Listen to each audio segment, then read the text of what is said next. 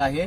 मग तहसीलदाराचा असा कोणता आका आहे की जो तहसीलदाराला ह्या सगळ्या प्रकरणातून वाचवतोय आणि तहसीलदार शेतकऱ्याला त्रास देतोय? असा कोण आका ठरवलाय ह्या तहसीलदारांनी?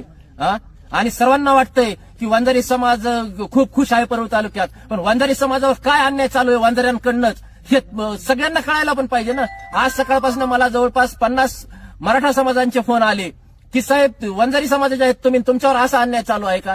आज त्यांना पण कळतंय. आज माझी मनोज दादा जरांगे यांना सुद्धा विनंती आहे, साहेब वंजारी समाजावर पण किती अन्याय होतोय, याच्यामध्ये तुम्ही वंजारी समाजामध्ये सुद्धा मनोज दादांनी लक्ष घालावं आणि वंजारी समाजाला सुद्धा न्याय भेटून द्यावा मनोज दादांनी.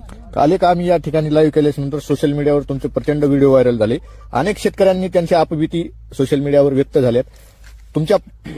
तुम्हाला ज्या प्रकारे त्रास दिला जातो त्याच प्रकारे परळी तालुक्यात अनेक शेतकऱ्यांना अशा प्रकारचा त्रास दिला जातो. त्याबाबत तुम्हाला शेतकऱ्यांनी काही संपर्क साधण्याचा प्रयत्न केला का? साहेब मला जवळपास आतापर्यंत 140 शेतकऱ्यांचे फोन आलेले आहेत ज्यांचे रस्ते अडवलेले आहेत. आणि ज्या शेतकऱ्यांचे रस्ते अडवलेत हे इथलच्या प्रशासनाची जी लाभार्थी टोळी फिरतीये, जसं की मध्यंतरी 4 दिवसापूर्वी तहसीलदार गाडीत झोपतात आणि त्यांचे कर्मचारी हप्ता वसुली करतात.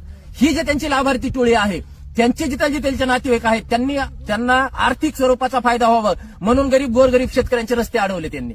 तुमच्या शिवाशेजारीच हसनाबाद गाव आहे, दिनकर जाधव नावाचे शेतकरी आहेत. त्यांच्या शेतातून 2 रस्ते दिले असं त्यांना म्हटलं आहे आणि तहसीलदार 3रा शेतरस्ता देण्यासाठी त्या ठिकाणी प्रयत्न करतात.